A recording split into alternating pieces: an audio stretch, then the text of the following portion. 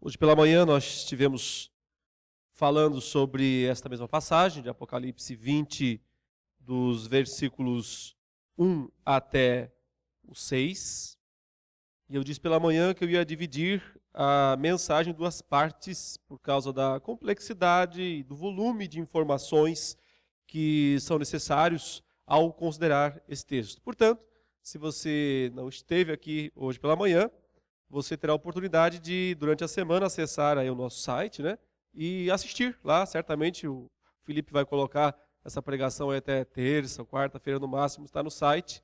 E é importante mesmo assistir a primeira parte, porque eu não poderei agora retomar muitos dos conceitos que foram tratados de manhã e que são importantes para entender completamente, de uma forma global, né, esse texto que nós estamos considerando.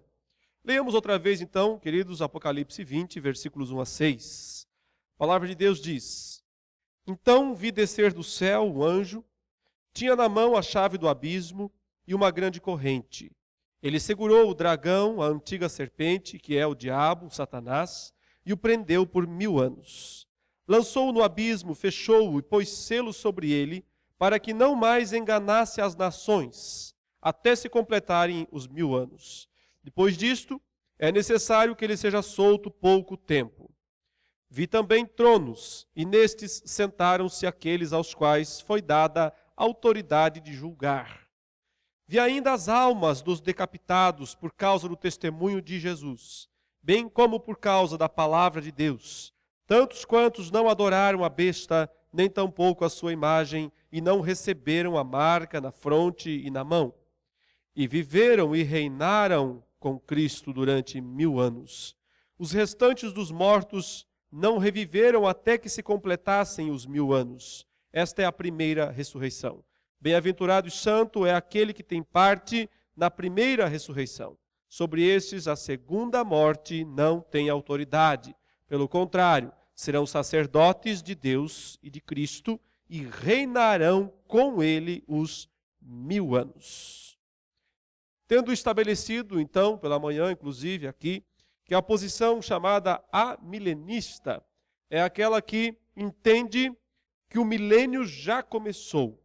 O milênio não é algo que vai acontecer ou que vai começar lá na segunda vinda de Jesus, mas o reinado milenar, esse reino de Cristo, foi inaugurado aqui neste mundo, nos céus e na terra, exatamente na primeira vinda de Jesus. Quando Cristo disse: toda autoridade me foi dada nos céus e na terra. Então, o Cristo que assumiu o reino, que conquistou a autoridade total, definitiva, nos céus e na terra, é o Cristo que reina, não que reinará. Ele já está assentado no trono de Davi, nesse sentido. Ele já é o Rei dos Reis e o Senhor dos Senhores. E neste momento, lá no céu, à direita de Deus, ele é o Rei soberano sobre céus e terra. E este Rei soberano impôs sob o dragão severas limitações, severas restrições, que são descritas aqui simbolicamente como sendo segurar, prender, lançar no abismo, tudo isso com o intuito de que Satanás não mais enganasse as nações. Isso se cumpriu lá na ressurreição de Cristo, lá na ascensão de Cristo, quando Cristo retornou aos céus, e então o dragão e seus anjos foram expulsos do céu, lançados para a terra, atirados para a terra, restritos agora a este mundo, onde, apesar de eles poderem tentar, perseguir e realizar muitos males no mundo, contudo, eles não podem fazer uma coisa que o texto aqui diz: eles não podem enganar as nações. Qual é o sentido de dizer que Satanás não pode enganar as nações? É justamente aquele sentido do Cristo que disse: toda a autoridade me foi dada nos céus e na terra, portanto preguem o evangelho, preguem a palavra, anunciem a salvação a todas as nações. Essa foi a restrição que Satanás sofreu com a vitória de Cristo na cruz e na ressurreição e na ascensão. Hoje, desde o dia da ressurreição de Cristo, desde o dia da ascensão até hoje, reina o Senhor. E em toda a terra o seu nome é proclamado. Nada nem ninguém pode deter o avanço do Evangelho em todo este mundo. Até o fim dos 1000 anos. Quando se findarem esses 1000 anos, que não são literais, não são 999 mais um, mas são um período de tempo simbólico, um período completo de tempo, simbolizado pela expressão 1000, mas que para o Senhor, o próprio texto de 2 Pedro 3 diz, equivale a um dia como 1000 anos, 1000 anos é como um dia, ou seja, a data fechada não é importante para o Senhor, e sim o período de tempo apropriado que Deus designou para cumprir seus propósitos aqui neste mundo. Agora, eu quero me deter no texto especificamente, para nós tentarmos entender muitas das expressões complexas, difíceis que esse texto tem. Vou tentar explicar então, a partir desta visão, de que o reinado milenar de Jesus já está em atuação desde a primeira vinda, tentar então entender o significado de termos como primeira ressurreição, segunda morte, essas expressões complicadas, né, da passagem. E depois, no final, eu pretendo responder àquele questionamento maior que é feito muitas vezes contra esta visão de que nós já estamos no milênio, que é a ideia de que se Deus não estabelecer um reino milenar na terra, literal, com o povo judeu, depois da segunda vinda de Jesus, então as promessas de Deus feitas a Israel ficariam sem cumprimento. Deus teria falhado nas suas promessas. Eu vou tentar responder na segunda parte esse questionamento e mostrar como isso não tem perigo de acontecer e como a própria Escritura então nos revela o sentido do cumprimento daquelas profecias antigas. Vamos, meus irmãos, olhar então para a passagem. Nós já nos detemos bastante nos versículos 1, 2 e 3 pela manhã. Quem não assistiu, acessa lá o site da igreja, assista a pregação inteira. Agora, eu quero me deter mais aqui a partir do versículo 4, quando ele diz assim: vi também tronos, e nestes sentaram-se aqueles aos quais foi dada a autoridade de julgar. Vi ainda as almas dos decapitados, por causa do testemunho de Jesus, bem como por causa da palavra de Deus, tantos quantos não adoraram a besta, nem tampouco a sua imagem, não receberam a marca da fronte na mão, e viveram e reinaram com Cristo durante os 1000 anos. Então veja um contraste aqui. Enquanto nesse período milenar, nesse reino milenar, Satanás está restrito, ele está com sua força maior quebrada, não pode mais enganar as nações, não pode impedir o evangelho de ser pregado em toda a terra.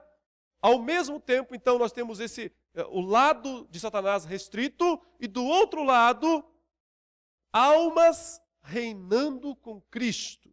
A pergunta é, quem são essas almas? A outra pergunta é, onde elas estão? Normalmente, nas visões que pensam que isso diz respeito ao futuro, que haverá uma ressurreição lá na frente, e aí vai começar o milênio, então tende-se a localizar esses tronos aqui e essas pessoas que estão reinando lá no futuro. Mas observe que o texto não está dizendo isso.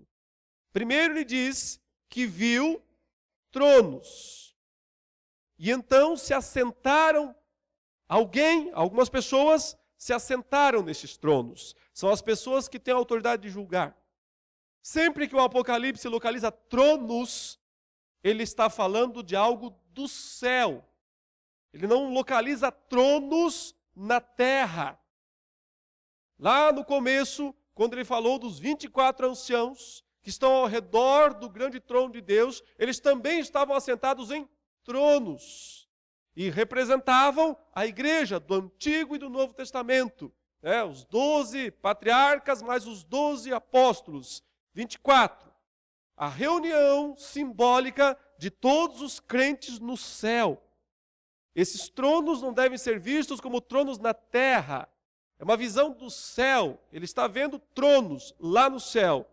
E assentados sobre esses, pessoas que têm autoridade de julgar. Ele diz que foi designado para essas pessoas a função de julgar o mundo. Na verdade, a Bíblia diz que aos crentes pertencerá o direito de julgar o mundo e de julgar até os anjos. Paulo, inclusive, fala sobre aqueles cristãos que estão levando uns aos outros à justiça comum por motivos, querelas, coisas às vezes insignificantes, e os crentes vão e processam uns aos outros na justiça comum. Então Paulo diz que absurdo é esse? Vocês não podem resolver os problemas entre vocês? Vocês não sabem que vocês vão julgar os próprios anjos? Por que não podem julgar assuntos menores? Ao falar sobre isso, ele então revela que a igreja vai julgar até mesmo os anjos. Que anjos? Os anjos caídos, obviamente. Os anjos eleitos não necessitam de julgamento, nunca pecaram. Sim, os principados, as potestades, os demônios. A igreja, o povo de Deus, vai julgar os demônios, vai julgar este mundo lá no futuro. E por isso, a visão desses tronos no céu é, na verdade, uma descrição do estado das almas, das pessoas que morreram por Cristo e com Cristo, e agora, nesse exato instante, estão reinando como o Senhor lá nos altos céus. Observe que ele diz: vi as almas dos decapitados por causa do testemunho de Jesus, bem como por causa da palavra de Deus. Tantos quantos não adoraram a besta, nem tampouco a sua imagem, não receberam a marca na fronte e na mão, e viveram e reinaram com Cristo durante os 1000 anos. Veja que o texto não está dizendo assim: e eles ressuscitaram fisicamente, para então reinar com Cristo durante os 1000 anos. Diz, não, vi as almas, eu estou vendo almas, e essas almas estão em tronos, lá no céu, vivem e reinam com Cristo durante os 1000 anos. Portanto, o texto no fundo é simples. Ele está apenas descrevendo a visão celeste dos salvos no céu e respondendo a uma importante pergunta dos cristãos do primeiro século, que era justamente o que aconteceu com os mortos. E os nossos irmãos, nossos parentes, nossos amigos que foram mortos por causa do Evangelho, lá no primeiro século, pelos imperadores que tanto perseguiram os primeiros cristãos. Onde estão? O que aconteceu? Havia, em alguns círculos teológicos do primeiro século, a ideia de que nem sequer existia alma, de que quando uma pessoa morria, só ia para o pó e ponto final. Outros talvez pensassem algo parecido com o que muitos defendem hoje em dia, que é a ideia do sono da alma, ou seja, que as almas ficariam em algum lugar lá no túmulo, em repouso, em um estado, vamos assim, stand-by, né? Nem acordado, nem uma coisa nem outra, em repouso total, até que um dia ressuscitaria. Apocalipse serve para dizer: as almas estão no céu. As almas dos crentes que morreram estão no céu. Aliás, ele já disse isso com todas as letras lá no capítulo 6. Veja esse texto outra vez comigo. Veja como no capítulo 6, versículo 9.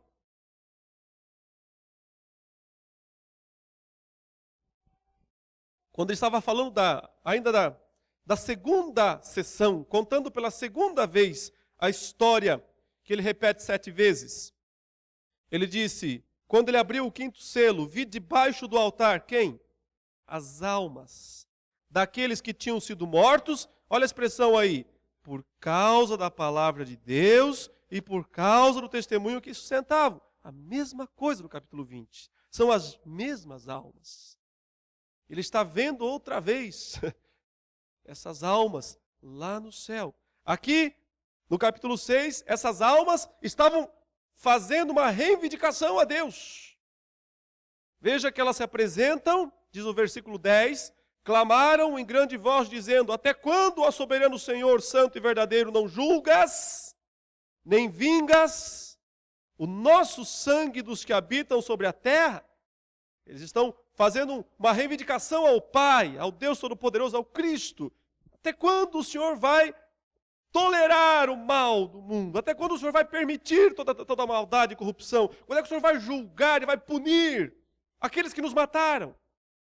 Todos os ímpios. E aí a resposta para eles naquela hora foi: calma, gente. Vocês precisam esperar mais um pouco. Verso 11: então a cada um deles foi dada uma vestidura branca, e lhes disseram que repousassem ainda por pouco tempo, até que também se completasse o número dos seus conservos e seus irmãos que iam ser mortos, como igualmente eles foram. João revela, portanto, onde estão os mortos. As pessoas que morreram com Cristo e por Cristo estão no céu. Aqui, na segunda vez que ele contou a história, ele disse: estão lá repousando, estão lá descansando, ansiando pelo dia do juízo, ansiando uma expectativa enorme pelo dia quando o Senhor vai julgar esse mundo. Ele disse outra vez a respeito das almas ou dos mortos no capítulo 14, observe, capítulo 14, versículo 13. Ele disse: então ouvi uma voz do céu dizendo: escreve, bem-aventurados os mortos, que desde agora morrem no Senhor. Sim, diz o Espírito, para que descansem das suas fadigas, pois as suas obras os acompanham. Veja como João está preocupado aqui durante todo o livro em explicar aos crentes o estado de bem-aventurança dos mortos em Cristo. Estão lá diante do altar, diante do trono, estão lá, são bem-aventurados. O Senhor não se esquece do que eles fizeram. O Senhor não vai esquecer de dar a recompensa que eles devem receber. Mas na última vez que ele conta a história, aqui, capítulo 20, ele acrescenta um novo detalhe. Ele diz: não só estão no céu, não só estão vestidos de vestiduras brancas, não só estão repousando, não só são bem-aventurados, como reinam com Cristo e julgarão o mundo.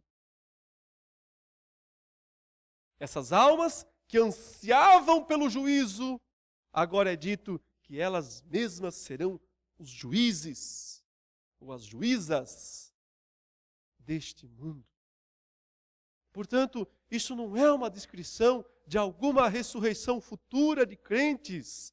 É uma descrição do estado atual das almas que estão com Cristo lá no céu, reinando com Ele durante todo esse milênio, durante todo esse período de tempo em que Satanás está aprisionado, no sentido de que seu poder principal foi quebrado, o poder de acusar, o poder de enganar as nações. Essas duas forças de Satanás foram quebradas na cruz do Calvário. Portanto, meu irmão, minha irmã, se você hoje fosse chamado à presença do Senhor, se fosse o dia da sua partida, você entraria nesse milênio celeste, nesse exato momento, como alma, evidentemente. Subiria ao céu e lá iria achar o seu lugarzinho, o seu troninho para se assentar também e para aguardar o dia do grande juízo. É óbvio que isso é uma descrição simbólica. Estamos pensando em tronos literais lá no céu. Estamos pensando apenas no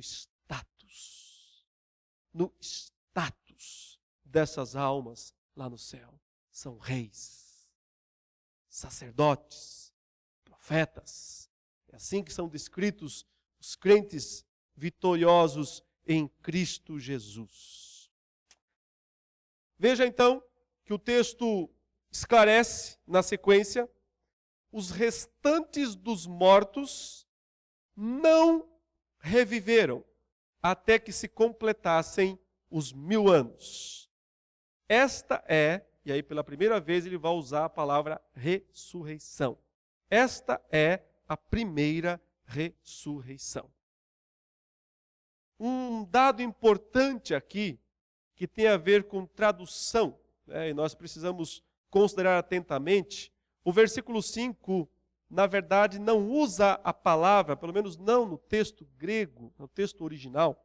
O texto que João, o apóstolo, escreveu, ele não disse assim, olha, os restantes dos mortos não reviveram. Esse que está aqui, inclusive na nossa versão Almeida, Revista e Atualizada, foi uma dedução do tradutor.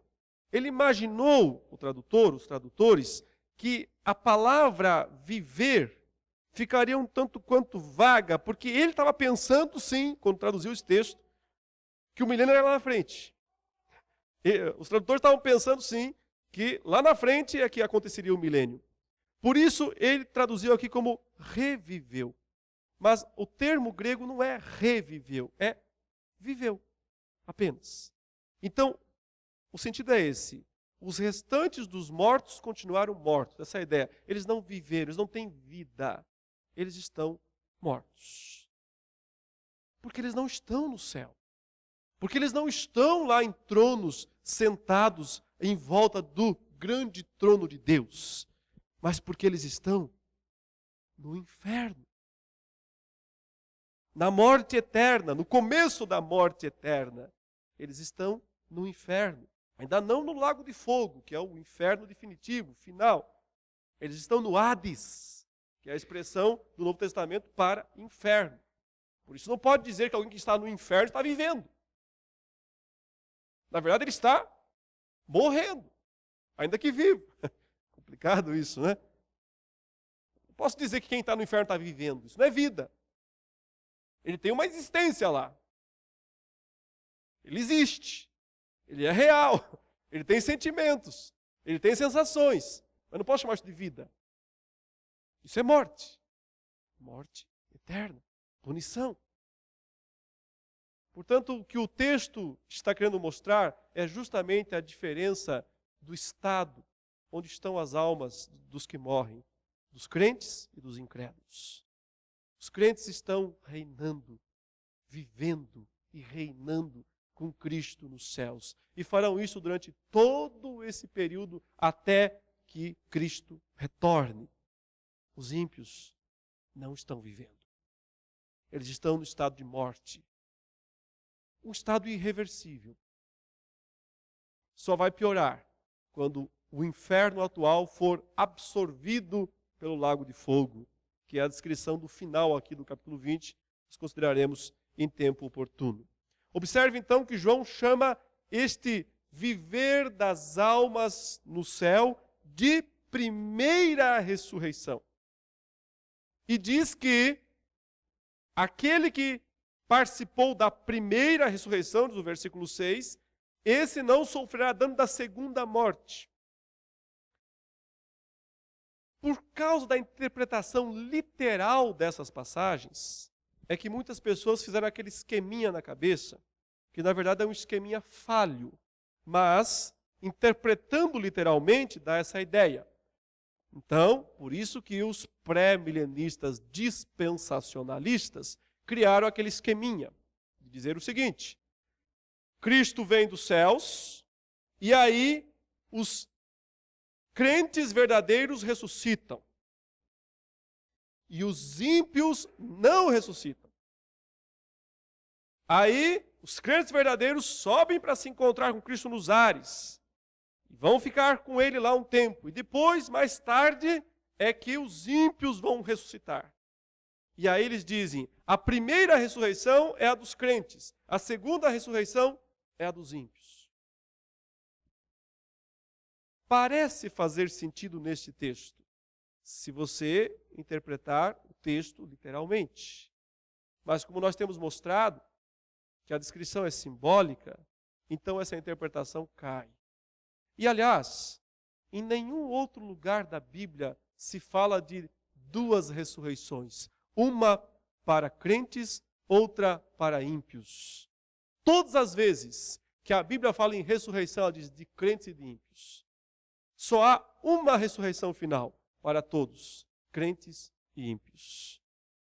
Jesus disse que quando ele voltasse, muitos que dormiam, o pó da terra, iam ressuscitar, uns para a glória, outros para o vexame, a vergonha. Isso também está no livro de Daniel. Não há ideia de intervalo entre ressurreições. E este texto, que é simbólico, não está querendo dizer isso. Na verdade, ao falar em primeira ressurreição, e é o único lugar na Bíblia em que usa-se essa palavra, primeira ressurreição, ele quer dizer que aqueles crentes que subiram aos céus, as almas que subiram aos céus e estão lá agora, já desfrutaram de algo semelhante à primeira ressurreição. A palavra ressuscitar no grego significa subir. Subir, se elevar. Por isso a ideia de levantar-se dos mortos. A pessoa está deitada, ela está no túmulo, e então ela levanta-se. Essa é a ideia de ressuscitar. A primeira ressurreição não é uma ressurreição física. É a subida das almas ao céu. Toda vez que um crente morre, ele passa pela primeira ressurreição. Ele sobe aos céus. A sua alma ascende aos céus. E deste modo, entra no reinado celeste, lá nos tronos, onde as almas estão assentadas, para aguardar o juízo final. A segunda ressurreição é a física, a final, aquela que todos participarão, crentes ou ímpios. E o que é o destaque aqui é justamente a noção de que ele diz: quem tem parte na primeira ressurreição, ou seja, aquela alma que agora foi para o céu, de modo nenhum vai para a segunda morte, que é o lago de fogo. Veja, a primeira morte é a morte física. A segunda morte é o lago de fogo, é o inferno definitivo, é o inferno final. A primeira ressurreição é invertido. A primeira ressurreição é o estado das almas lá no céu reinando com Cristo. O oposto da segunda morte. A segunda ressurreição é a ressurreição física. O oposto da primeira morte. Isso é uma maneira do autor, do texto aqui, cruzar primeira morte, segunda morte, primeira ressurreição, segunda ressurreição. Não são duas ressurreições físicas. Senão teria que haver duas mortes físicas. Não existe.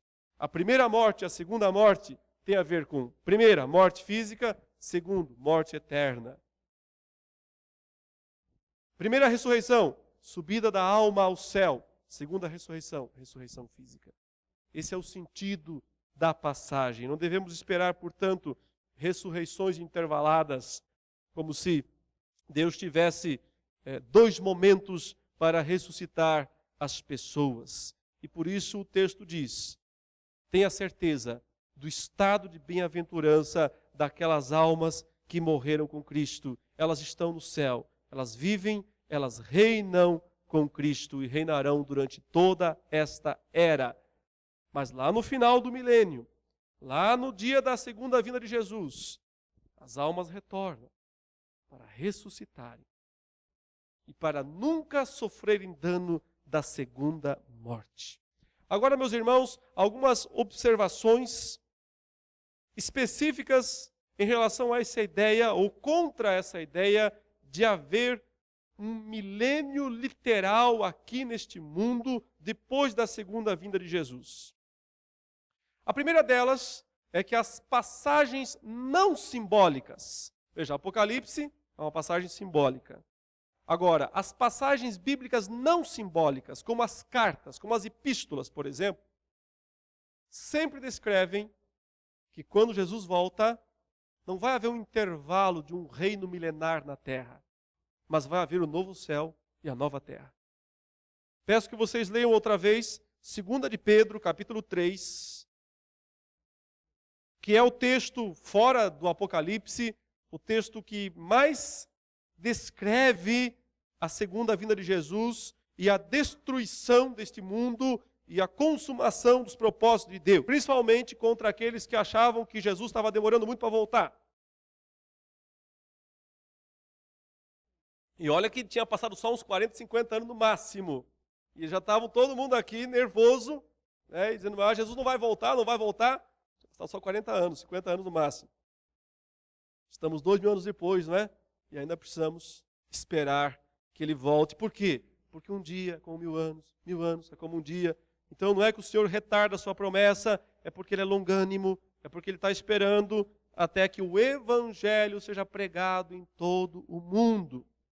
E aí, Pedro, então, esclarece, no verso 10, que a volta de Jesus vai ser surpresa.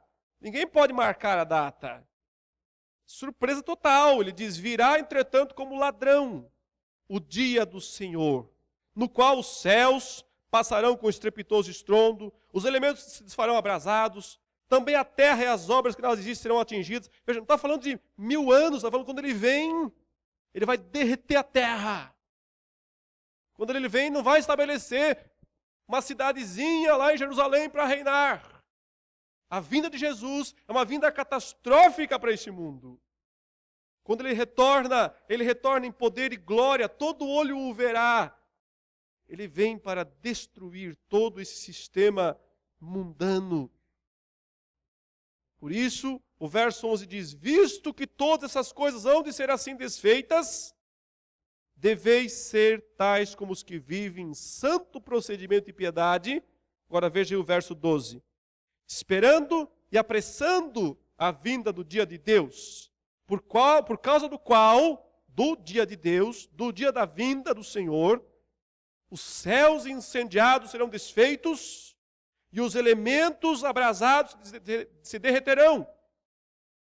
Aí o verso 13 diz, nós, porém, segundo a sua promessa, esperamos o milênio. Não. Esperamos novos céus e nova terra, nos quais habita a justiça.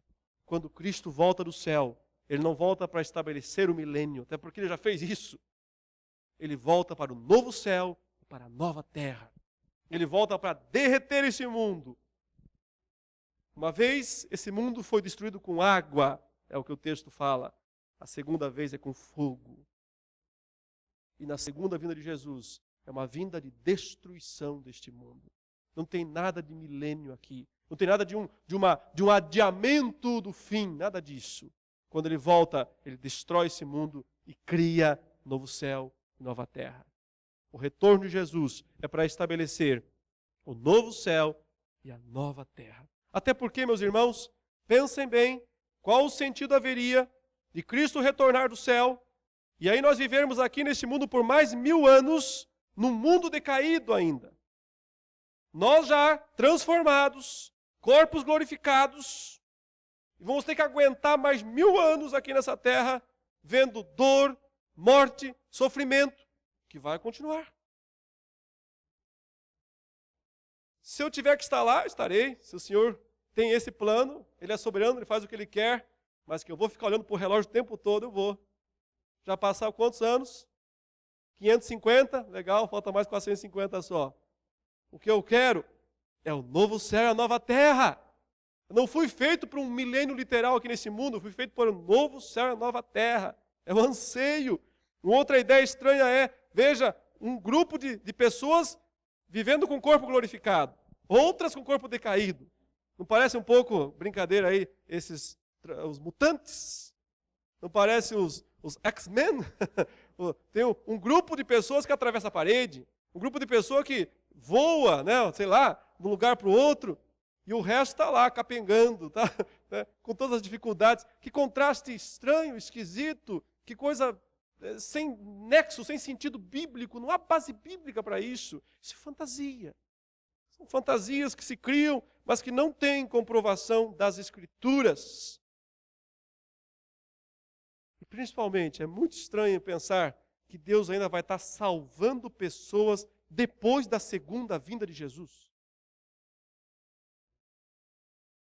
Que tipo de salvação é essa? Nós somos salvos pela fé. Nós não vemos Cristo e temos que crer nele. Agora, esse pessoal do milênio, se é que vai ter um milênio na frente, vai estar todo mundo lá em Jerusalém vendo Jesus, ele está lá. Salvo pelo quê? Pela fé. Está vendo? Tem todas as provas, todas as evidências. É até injusto em relação a todo mundo que viveu fora do milênio e que teve que crer sem ver, sem ter todas as provas, sem ter todas as evidências. Não será uma fé que crê no que não pode ser visto. Eles verão o trono de Deus. Mas a questão é, e esse é o principal questionamento, eu diria o seguinte: se ele for respondido, então toda a ideia de um milênio futuro cai. Porque o grande questionamento é o seguinte, é dito assim: se Deus não estabelecer um reino de 1000 anos aqui na terra, de Israel, de Jerusalém, sobre todas as nações, as promessas de Deus do Antigo Testamento ficam sem cumprimento e, portanto, Deus mentiu. Chego a dizer isso. Para defender a ideia de um milênio terreno e literal. Várias coisas têm que ser consideradas. A primeira delas é, muitas das promessas de Deus para Israel eram condicionais. Ou seja, se vocês fizerem isso, isso, isso, eu farei isso, isso, isso. Se vocês não fizerem isso, isso, isso, eu não farei. Principalmente em relação à chamada descendência davídica, que é um dos grandes argumentos. Deus vai fazer Cristo sentar no trono de Davi, porque ele tem que cumprir a promessa feita a Davi, de que Davi ia ter um descendente para o seu trono. Mas o próprio Davi fala com seu filho, lá no primeiro livro dos Reis. Veja essa passagem. Primeiro livro dos Reis, capítulo 2.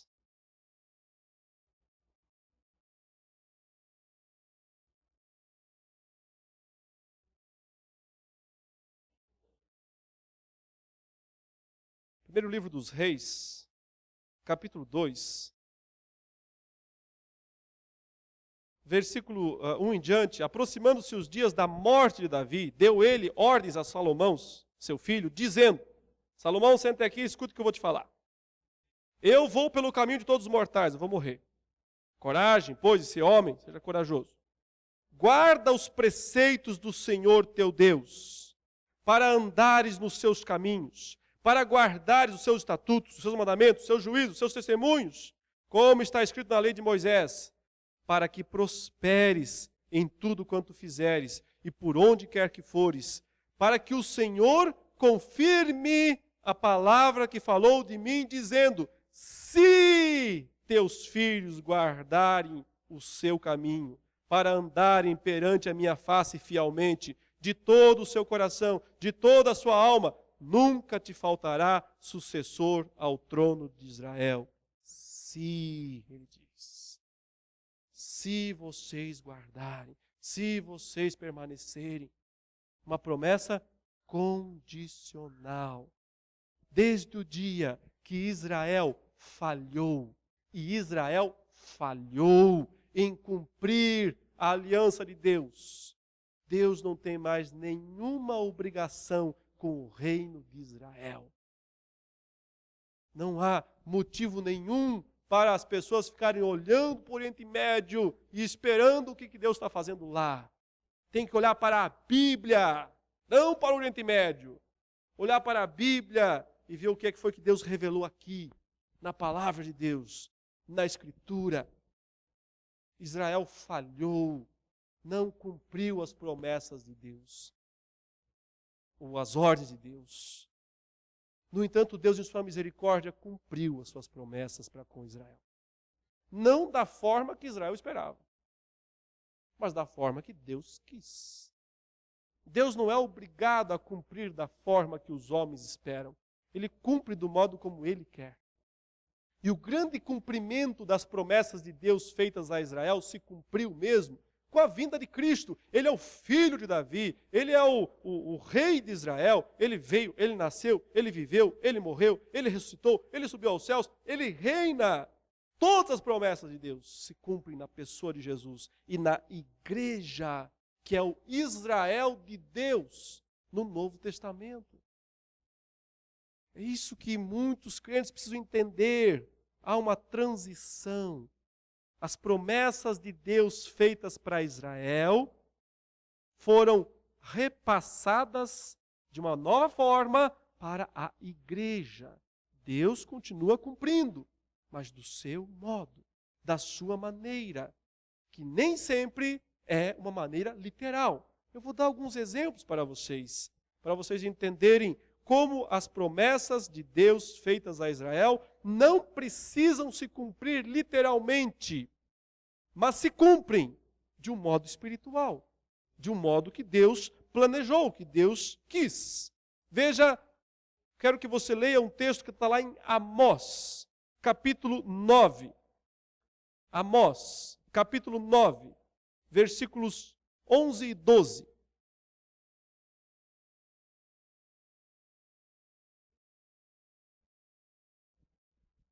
Amós, capítulo 9, versículos 11 e 12. Temos uma promessa de uma restauração de Israel.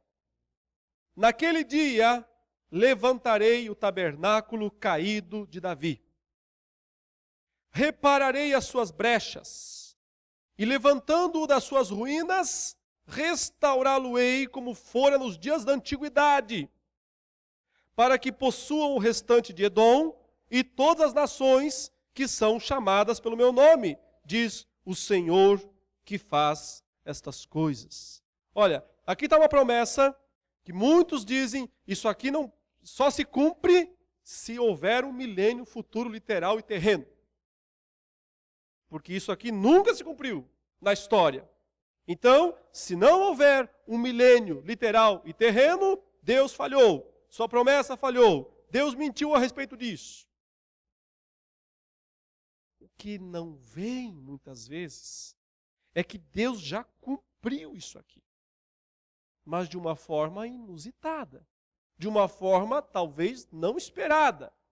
Mas o próprio Novo Testamento afirma que isso aqui já se cumpriu. Onde? Vá comigo agora para o livro de Atos, no capítulo 15. Atos, capítulo 15, é a descrição do Concílio de Jerusalém. Aquela primeira reunião da igreja, os presbíteros, os apóstolos se reuniram para discutir o assunto da circuncisão e o assunto de alguns costumes judaicos que Paulo entendia que não deviam ser praticados pelos cristãos gentios, mas que alguns cristãos judaizantes pensavam que tinham que praticar. E muitos achavam que se os gentios não praticassem essas coisas, não podiam fazer parte da igreja.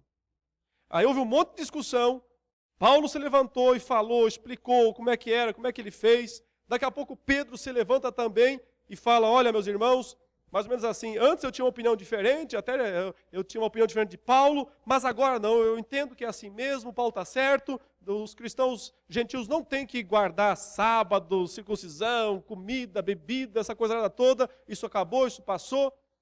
Pedro foi bem contundente no seu discurso. Aí levanta o Tiago, esse Tiago é o meio-irmão de Jesus. Jesus tinha vários irmãos, filhos de José e Maria, e um deles era Tiago, esse aqui, que se tornou o principal presbítero de Jerusalém. E ele vai dar a palavra final nesse primeiro concílio. Mas é interessante ver a interpretação que ele, inspirado pelo Espírito Santo, faz do texto que nós acabamos de ler. De levantar o tabernáculo caído de Davi.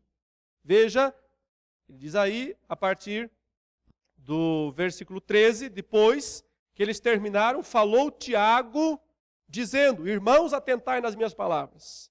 Expôs Simão como Deus primeiramente visitou os gentios, a fim de constituir dentre eles um povo para o seu nome. Agora veja aí. Conferem com isto as palavras dos profetas.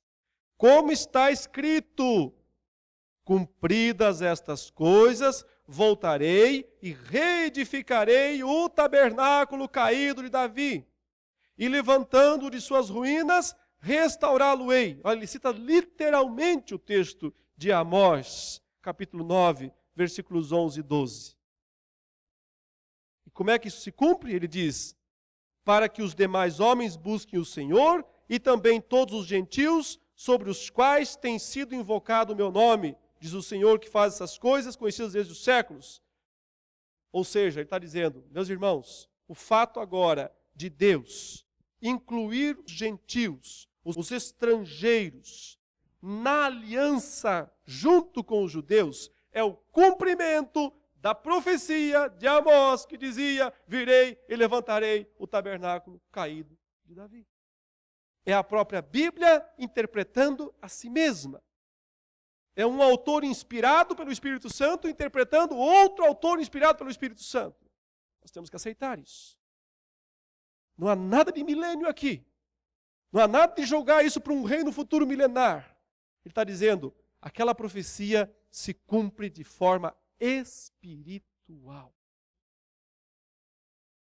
Portanto, se o próprio Novo Testamento mostra que as profecias do Antigo Testamento, que pareciam ser literais, se cumprem espiritualmente na pessoa de Cristo e na igreja dos gentios, por que é que eu vou ficar insistindo com outra coisa, a não ser por fanatismo,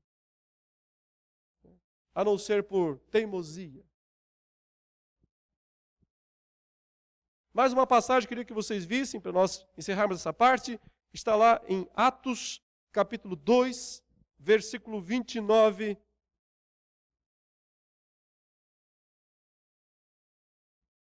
O discurso do próprio Pedro, no dia de Pentecostes, depois que desceu o Espírito Santo, Pedro se levanta, prega um sermão,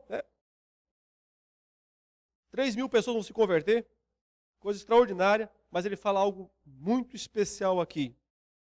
Ele cita Davi, fala que Davi anunciou a ressurreição de Jesus.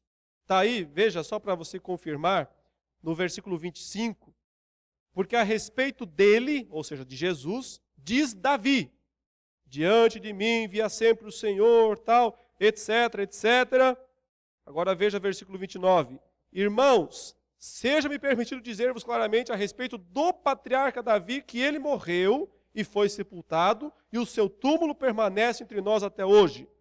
Sendo, pois, profeta, e sabendo que Deus lhe havia jurado que um de seus descendentes se assentaria no seu trono, prevendo isto, referiu-se o milênio, à ressurreição de Cristo. Veja, o Novo Testamento está dizendo que aquelas promessas gloriosas feitas a Davi, de um descendente para sempre no trono, não vão se cumprir lá no milênio futuro literal. Já se cumpriram quando Cristo ressuscitou dos mortos. A ressurreição de Jesus é o cumprimento das grandes profecias divinas feitas a Davi. A inclusão dos gentios no povo da aliança é o cumprimento das profecias do Antigo Testamento. É uma ousadia dizer, se Deus não cumprir literalmente lá na frente por 1000 anos, Deus mentiu, Deus falhou. Isso é uma ousadia, é uma petulância, é um desconhecimento do que o próprio Novo Testamento deixa claro. O Senhor já cumpriu. O Senhor não vai reinar, Ele já está reinando. Ele é o Rei dos reis, o Senhor dos senhores. Para finalizar, meus irmãos, uma passagem sempre muito usada, que nós lemos inclusive na liturgia, para tentar descrever o milênio, é Isaías 65. Vá lá outra vez, Isaías capítulo 65. Observe que o texto fala, a partir do versículo 20, sobre um tempo, sobre um período, quando, ele diz, não haverá mais nela criança para viver poucos dias, nem velho que não cumpra os seus, porque morrer aos 100 anos é morrer ainda jovem, quem pecar só aos 100 anos será amaldiçoado, edificarão casas, nelas habitarão, plantarão vinhas, comerão o seu fruto, não edificarão para que outros habitem, não plantarão para que outros comam, porque a longevidade do meu povo será como a da árvore, e os meus eleitos desfrutarão de todas as obras de suas próprias mãos, não vão trabalhar de balde, etc, etc. E aí o famoso versículo 25, o lobo e o cordeiro pastarão juntos. O leão comerá palha como boi, pó será a comida da serpente, não se fará mal nem dano algum em todo o meu santo monte, diz o Senhor. Então, eu já vi um monte de livro descrevendo o milênio, que vai haver uma espécie de pacificação dos animais, que os animais venenosos vão perder o veneno, que vai ser tudo assim, bonitinho, agradável, os bichinhos tudo, né, em perfeita harmonia. Mas esse texto não está falando de milênio. E esse texto diz claramente do que é que ele está falando no começo do texto, versículo 17. Eis que eu crio novos céus e nova terra. Não é milênio, é novo céu e nova terra. É uma descrição veterotestamentária, é uma descrição simbólica, usando a literatura do mundo antigo para descrever o novo céu e a nova terra. Está falando de milênio. Não se aplica a milênio, se aplica ao novo céu e à nova terra. Mas como assim, pastor? Então vai ter pecado no céu? Então vai ter morte? Então, o texto fala, morrer aos 100 anos é morrer jovem, fala que se pecar aos 100 anos, só aos 100 anos será amaldiçoado, então vai ter pecado, então vai ter morte. Esquece o literalismo. Veja o sentido simbólico do texto, espiritual da passagem. Quer descrever com linguagem deste mundo, desta era, algo que nós nem temos linguagem para descrever. De que maneira é descrever o novo céu e a nova terra se nós não temos palavras para isso? Isaías lá, no 7º século antes de Cristo, como é que ele ia descrever? Ele usou linguagem da época. Entenda o papel da linguagem como simbólica. Aliás, o próprio João, quando vai descrever o novo céu e a nova terra, ainda usa a linguagem da época dele, do 1º século. Diz que ele fala de rua de ouro, porta de pérolas. Para que serve rua de ouro? No novo céu e na nova terra. Ouro tem valor aqui, nesse mundo, por causa do pecado, por causa da ganância. Mas comunica para nós uma sensação de grandiosidade. E é só isso que importa. Não imagine um lugar com rua de ouro, literal. Imagine um lugar glorioso. Essa é a função da linguagem. Nós não temos como descrever o novo céu e a nova terra com linguagem apropriada. Só temos a nossa própria língua. Só temos nossas próprias descrições. Elas são limitadas. Por isso não são literais. Mas são úteis. Porque se bem interpretadas, elas dão uma ideia. Transmitem uma noção da grandiosidade, da suntuosidade, das maravilhas que estão lá no novo céu e na nova terra. 7 razões, meus irmãos, para finalizar. 7 razões pelas quais, já que o número 7 é tão presente em Apocalipse, finalizo dando 7 razões pelas quais estamos hoje no milênio. E ele não vai começar lá na frente. Primeira razão, porque essa é a visão mais aceita pela igreja ao longo dos séculos. Desde o século III, dos séculos IV, muitos cristãos sustentaram essa visão de forma ininterrupta por todas as gerações. Segunda razão, segundo motivo, ela faz mais justiça ao gênero literário apocalíptico, que é o deste livro, que não deve ser interpretado literalmente.